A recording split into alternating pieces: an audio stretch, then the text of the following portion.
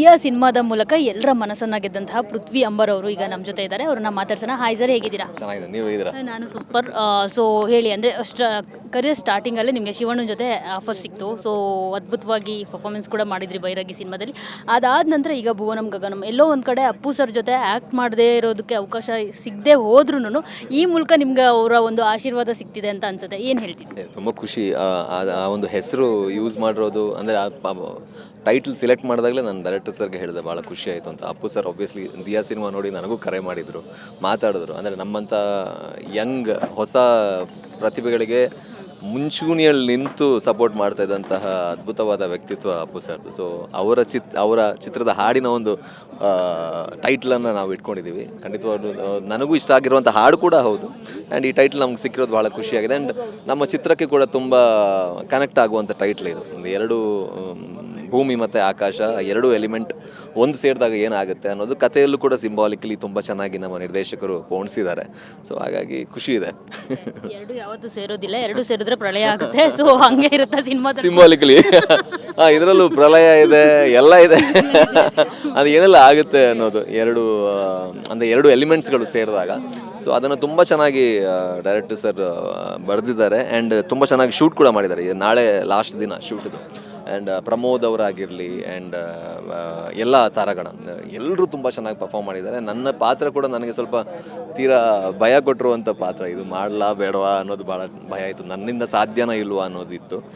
But ಎಲ್ಲರ ಸಹಕಾರದಿಂದ ತುಂಬ ಚೆನ್ನಾಗಿ ಮೂಡಿ ಬಂದಿದೆ. ಆ್ಯಂಡ್ ಸ್ಪೆಷಲಿ ಪ್ರೊಡ್ಯೂಸರ್ ಸರ್ ಬಗ್ಗೆ ಹೇಳಬೇಕು ಅಂದರೆ ಈ ಕಂಟೆಂಟಿಗೆ ಏನು ಬೇಕು ಆ್ಯಂಡ್ ಈ ಥರ ಹೊಸ ಪ್ರತಿಭೆಗಳಿಗೆ ಯಾವ ರೀತಿ ಪ್ರೋತ್ಸಾಹ ಮಾಡಬೇಕು ಅನ್ನೋದು ಲೈವ್ ಎಕ್ಸಾಂಪಲ್ ನಮ್ಮ ನಿರ್ಮಾಪಕರು ಮುನೇಗೌಡ ಸರ್ ಅಂತ ಹೇಳ್ಬೋದು. ಇನ್ನಷ್ಟು ಒಳ್ಳೊಳ್ಳೆ ಸಿನಿಮಾಗಳನ್ನು ದೊಡ್ಡ ದೊಡ್ಡ ಸ್ಟಾರ್ಸ್ಗಳ ಜೊತೆ ಮಾಡುವಂತಹ ಯೋಜನೆಯನ್ನು ಇಟ್ಕೊಂಡಿದ್ದಾರೆ. ಸೊ ಆ ಸಂಸ್ಥೆಗೆ ಒಳ್ಳೆಯದಾಗಬೇಕು ನನ್ನ ಆಶಯ. ಭುವನಂ ಗಗನಂ, ನೀವು ಭೂಮಿನ ಆಕಾಶನ ಎರಡು ನನ್ನ ಹೆಸರಲ್ಲೇ ಇದೆಯಲ್ಲ ಪೃಥ್ವಿ ಅಂಬಾರ್ ಅಂತ. ಸೊ ಅವರು ಟೈಟಲ್ ಸೆಲೆಕ್ಟ್ ಮಾಡಿದಾಗ ನಾನು ಅದೇ ಹೇಳಿದೆ, ಸರ್ ನನ್ನ ಹೆಸರು ಇಟ್ಕೊಂಡಿದ್ದೀರಾ ನೀವು ಸಿನಿಮಾಗೆ ಅಂತ. ಆ ಥರ ಇಲ್ಲ, ಅಂದರೆ ಎರಡು ಎಲಿಮೆಂಟ್ಸ್ ಇರುವಂಥ ಬೇರೆ ಬೇರೆ ಪಾತ್ರಗಳಿದೆ ಇದರಲ್ಲಿ. ಎರಡು ನದಿ ಸೇರಿದಾಗ ಏನೆಲ್ಲ ಆಗುತ್ತೆ ಅನ್ನೋದು ಆ ಥರ ಎರಡು ಕಥೆಗಳಿದೆ. ಎರಡು ಕಥೆಗಳು ಒಂದು ಇಂಟರ್ಸೆಕ್ಷನಲ್ಲಿ ಜಾಯಿನ್ ಆಗಿ ಇಬ್ಬರ ಜೀವನವು ಕೂಡ ಒಬ್ರಿಗೊಬ್ರು ತುಂಬ ಎಫೆಕ್ಟ್ ಆಗುವಂಥದ್ದು. ಆ್ಯಂಡ್ ಸ್ಪೆಷಲಿ ಅದನ್ನು ನೋಡಿದ ಆಡಿಯನ್ಸಿಗೆ ಖಂಡಿತವಾಗ್ಲೂ ಎಫೆಕ್ಟ್ ಆಗುವಂತಹ ಕಥೆಗಳಿದು. ಸೊ ಎರಡು ಚೆನ್ನಾಗಿದೆ. ಕೋವಿಡ್ ಟೈಮಲ್ಲಿ ನಮಗೆ ಇಬ್ಬರು ಅತ್ಯದ್ಭುತವಾದ ನಟರು ಸಿಕ್ಕರು. ನನ್ನ ಪ್ರಪಂಚದಲ್ಲಿ ಅವರು ಉಡಾಳ್ ಬಾಬು, ದಿಯಾದಲ್ಲಿ ನೀವು. ಸೊ ಇಬ್ಬರು ಒಂದೇ ಟೈಮಲ್ಲಿ ತುಂಬ ಫೇಮಸ್ ಆಗಿದ್ದೀರಾ. ಅದು ಹೊರ ರಾಜ್ಯದಲ್ಲೂ ಕೂಡ ಫೇಮಸ್ ಆಗಿರುವಂಥದ್ದು. ಸೊ ಈಗ ಇಬ್ಬರು ಆ್ಯಕ್ಟ್ ಮಾಡ್ತಿರೋದ್ರಿಂದ ಎಷ್ಟು ಕಾಂಪಿಟೇಷನ್ ಇದೆ ನಿಮಗೆ ನಿಮ್ಮಲ್ಲೇ? ಕಾಂಪಿಟೇಷನ್ ಅನ್ನೋದಕ್ಕಿಂತ ಅದೇ ಈಗ ಯಾವತ್ತೂ ಕೂಡ ಒಂದು ಫ್ರೇಮಲ್ಲಿ ಇನ್ನೊಬ್ಬ ಆ್ಯಕ್ಟರ್ ಸ್ಟ್ರಾಂಗ್ ಆಗಿದ್ದಾಗ ನಮ್ಮ ಕೆಲಸ ಸ್ವಲ್ಪ ಕಡಿಮೆ ಆಗುತ್ತೆ. ಅಂದರೆ ಏನು ಮಾಡಬೇಕಾಗಿ ಬರಲ್ಲ. ಅಂದರೆ ಫ್ರೇಮಲ್ಲಿ ಅವರು ಅರ್ಧ ಕೆಲಸ ಮಾಡಿರ್ತಾರೆ. ಸೊ ಹಾಗಾಗಿ ಕಾಂಪಿಟೇಷನ್ ಅನ್ನೋದಕ್ಕಿಂತ ಇಬ್ಬರು ಒಬ್ರಿಗೊಬ್ರು ನಾವು ತುಂಬ ಒಂಥರ ಸಾಥ್ ಕೊಟ್ಟಿದ್ದೀವಿ ಅಂತ ಹೇಳ್ಬೋದು. ಸೊ ಅವರು ಅದ್ಭುತವಾದ ನಟರು. ಆ್ಯಂಡ್ ಅವ್ರ ಜೊತೆ ಆ್ಯಕ್ಟ್ ಮಾಡುವಾಗ ನನಗೂ ಅಂದರೆ ಒಂದು ಲೆವೆಲ್, ಈಗ ಯಾವುದೋ ಒಂದು ಬ್ಯಾಡ್ಮಿಂಟನ್ ಮ್ಯಾಚ್ ಅಂತ ಹೇಳಿದಾಗ ಒಪೋನೆಂಟ್ ತುಂಬ ಸ್ಟ್ರಾಂಗ್ ಇದ್ದಾಗ ನಾವು ಸ್ಟ್ರಾಂಗಾಗಿ ಆಡ್ತಿರ್ತಾನೆ.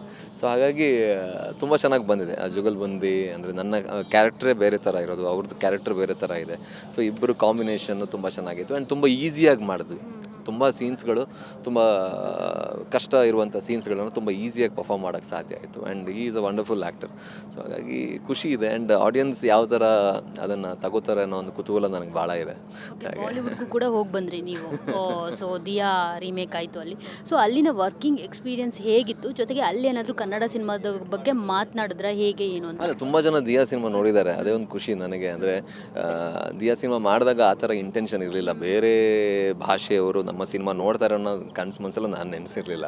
ಸೊ ಅಲ್ಲಿ ಹೋದಾಗ ಈ ಸಿನಿಮಾ ನಿಮ್ಗೆ ನೋಡಿದ್ದೀವಿ, ತುಂಬ ಖುಷಿ ಆಯಿತು. ಈಗಲೂ ನೋಡ್ತಾ ಇದ್ದಾರೆ. ದಿಯಾ ರೀಮೇಕ್ ಒಂದಾಗಿದೆ, ಬಟ್ ಡಬ್ ಆಗಿರೋದು ಕೂಡ ಒಳ್ಳೆ ವೈರಲ್ ಆಗಿದೆ ಯೂಟ್ಯೂಬಲ್ಲಿ. ಸೊ ಹಾಗಾಗಿ ಖುಷಿ ಇದೆ. ನಾವು ಅಂದರೆ ಆನೆಸ್ಟಿಯಿಂದ, ಅಂದರೆ ನನ್ನ ಬಗ್ಗೆ ಹೇಳ್ತಾ ಇಲ್ಲ, ನಮ್ಮ ನಿರ್ದೇಶಕರು, ದಿಯಾ ನಿರ್ದೇಶಕರು ಅಶೋಕ್ ಸರ್ ತುಂಬ ಆನೆಸ್ಟಿಯಿಂದ ಕೆಲಸ ಮಾಡಿದ್ದಾರೆ. ಆ್ಯಂಡ್ ಒಂದು ಸಿಂಪಲ್ ಸ್ಟೋರಿ ಅದು. ಅದರಲ್ಲಿ ಏನು ದೊಡ್ಡ ದೊಡ್ಡ ವಿಷಯಗಳಾಗಲ್ಲ, ಚಿಕ್ಕ ಒಂದು ಸೆಂಟಿಮೆಂಟ್ ಇರುವಂತಹ ವಿಷಯ. ಸೊ ಅದನ್ನು ತುಂಬ ಆನೆಸ್ಟಿಯಾಗಿ ಮಾಡಿರೋದ್ರಿಂದ ಇಷ್ಟು ಜನ ಅದನ್ನು ನೋಡಿದ್ದಾರೆ. ಹೊರ ರಾಜ್ಯದವರು ನೋಡಿದ್ದಾರೆ, ಹೊರ ದೇಶದವರು ನೋಡಿದ್ದಾರೆ. ಸೊ ಅದೊಂದು ಖುಷಿ ಇದೆ. ಆನೆಸ್ಟಿಯಲ್ಲಿ ಕೆಲಸ ಮಾಡಿದ್ರೆ ತನ್ನನ್ನು ತಾನೇ ದೇವರೇ ಒಂಥರ ಯೂನಿವರ್ಸೇ ಬಂದು ಎಲ್ಲ ಕೊಡುತ್ತೆ ಅನ್ನೋದಕ್ಕೆ ಇದೇ ಒಂದು ಲೈವ್ ಎಕ್ಸಾಂಪಲ್. ಸೊ ಭಾಳ ಖುಷಿ ಇದೆ. ಬೇರೆ ಕಡೆ ಹೋದಾಗೆಲ್ಲ ಎಲ್ಲರೂ ಆ ಸಿನಿಮಾ ನೋಡಿದ್ದಾರೆ ಅಂತ ಹೇಳಿದ್ದಾರೆ. ಭಾಳ ದೊಡ್ಡ ದೊಡ್ಡ ಸ್ಟಾರ್ಸ್ಗಳು ಕೂಡ ಸೈಟ್ ಮಾಡಿದ್ದಾರೆ ಈ ಸಿನಿಮಾ ನೋಡಿ ಅಂತ. ಸೊ ಅದು ನಮಗೆ ಅಂದರೆ ತಂಡಕ್ಕೆ ಆ್ಯಂಡ್ ಸ್ಪೆಷಲಿ ನಮ್ಮ ನಿರ್ದೇಶಕರು ನಿರ್ಮಾಪಕರಿಗೆ ಸಂದಂಥ ಜಯ ಅಂತ ಹೇಳೋಕ್ಕೆ ಇಷ್ಟಪಡ್ತೀನಿ. ಬಗ್ಗೆ ಏನಾದರೂ ಮಾತನಾಡ್ತೀನಿ.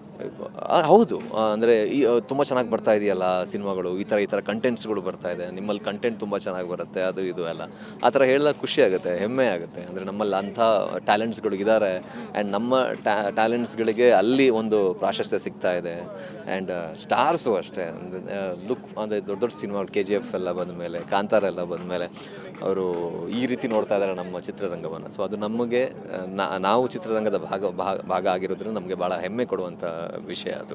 ಈಗ ಒಂದು ಪಾತ್ರಕ್ಕೆ ನವರಸಗಳು ಇರಬೇಕು ಅಂತ ಅಂದರೆ ಅಲ್ಲಿ ಫಸ್ಟು ಚೂಸ್ ಮಾಡೋದೇ ಪೃಥ್ವಿ ಅಂಬರ್ ಅವ್ರನ್ನ ಎಲ್ಲರೂ ಕೂಡ. ಸೊ ಇಲ್ಲಿವರೆಗೂ ದಿಯಾ ಸಿನಿಮಾ ಆದಮೇಲೆ ಪೃಥ್ವಿ ಅಂಬರ್ ಅವ್ರಿಗೆ ಎಷ್ಟು ಆಫರ್ಸ್ ಬಂತು, ಎಷ್ಟು ರಿಜೆಕ್ಟ್ ಮಾಡಿದ್ರು, ಫೈನಲಿ ನಿಮ್ಮ ಫ್ಯಾನ್ಸ್ಗೆ ಏನು ಹೇಳೋಕ್ಕೆ ಇಷ್ಟಪಡ್ತೀರಾ? ರಿಜೆಕ್ಟ್ ಅಲ್ಲ, ಆ ಥರ ಎಲ್ಲ ಅಷ್ಟೆಲ್ಲ ಏನಿಲ್ಲ. ಬಟ್ ನನ್ನ ಲಕ್ ಅಂತ ಅನ್ಕೋತೀನಿ, ಕೆಲವೊಂದು ಚಾಲೆಂಜಿಂಗ್ ಪಾತ್ರಗಳಿಗೆ ನನ್ನನ್ನು ಚೂಸ್ ಮಾಡ್ತಾರೆ ಅನ್ನೋದು. ಸೊ ಅದು ಖುಷಿಯ ವಿಚಾರ. ಫ್ಯಾನ್ಸ್ಗಳಿಗೆ ಫ್ಯಾನ್ಸ್ ಅನ್ನೋದಕ್ಕಿಂತ ನನ್ನ ಕೆಲಸವನ್ನು ಇಷ್ಟಪಡೋರು ಅಂತ ಹೇಳ್ತೇನೆ. ಫ್ಯಾನ್ಸ್ ಇರೋವಂಥ ಲೆವೆಲ್ಗೆಲ್ಲ ಬಂದಿಲ್ಲ ನಾನು, ಬಟ್ ಕೆಲಸ ಇಷ್ಟಪಡೋರಿಗೆ ನಾವು ಖುಷಿ ಇದೆ. ಅಂದರೆ ಲೈಕ್ ದಿಯಾ ಬರೋವರೆಗೂ ನಾನು ಯಾರು ಅಂತ ಯಾರಿಗೂ ಗೊತ್ತಿಲ್ಲ. ಸೊ ಯಾವುದೇ ಒಂದು ಸ್ವಲ್ಪ ಟ್ಯಾಲೆಂಟ್ ಇದ್ದರೆ, ಪ್ರತಿಭೆ ಇದ್ದರೆ ಅವರ ಕೈ ಯಾರು ಬೇಕಾದರೂ, ಅಂದರೆ ಆಡಿಯನ್ಸ್ ನಮ್ಮ ಕನ್ನಡದವರು ಹಿಡಿತಾರೆ ಅನ್ನೋದಕ್ಕೆ ಲೈವ್ ನಿದರ್ಶನ ನಾನು ಕೂಡ. ಹಾಗಾಗಿ ಇದೇ ರೀತಿ ನಾನು ಅಂತಲ್ಲ, ನನಗಿಂತ ತುಂಬ ಟ್ಯಾಲೆಂಟೆಡ್ ಇರುವಂಥ ಭಾಳಷ್ಟು ಜನ ಯುವಕರಿದ್ದಾರೆ, ಭಾಳಷ್ಟು ಜನ ನ್ಯೂ ಕಮರ್ಸ್ ಇದ್ದಾರೆ. ಅವ್ರನ್ನೂ ಅಷ್ಟೇ ಪ್ರೋತ್ಸಾಹ ನೀವು ಮಾಡಿ, ಖಂಡಿತವಾಗ್ಲೂ ಹೊಸ ಟ್ಯಾಲೆಂಟ್ಸ್ಗಳಿಗೆ ಬಂದು ಒಂದು ಪ್ಲ್ಯಾಟ್ಫಾರ್ಮ್ ನಮ್ಮ ಕನ್ನಡ ಚಿತ್ರರಂಗ ಆಗಲಿ ಅನ್ನೋದು ನನ್ನ ಆಶೆ. ಸೊ ಅದೇ ನನ್ನ ಆಶೆ, ಎಲ್ರಿಗೂ ಒಂದು ಅವಕಾಶ ಇರಲಿ ಅಂತ. Thank you. ಸೊ ನೋಡಿದ್ರಲ್ಲ, ಇದಿಷ್ಟು ಪೃಥ್ವಿ ಅಂಬರ್ ಅವರ ಮಾತು. ಕ್ಯಾಮ್ರಾ ಪರ್ಸನ್ ಮಹಾಂತೇಶ್ ಜೊತೆ ಮಂಗಳ ರಾಜಗೋಪಾಲ್, TV9 ಬೆಂಗಳೂರು.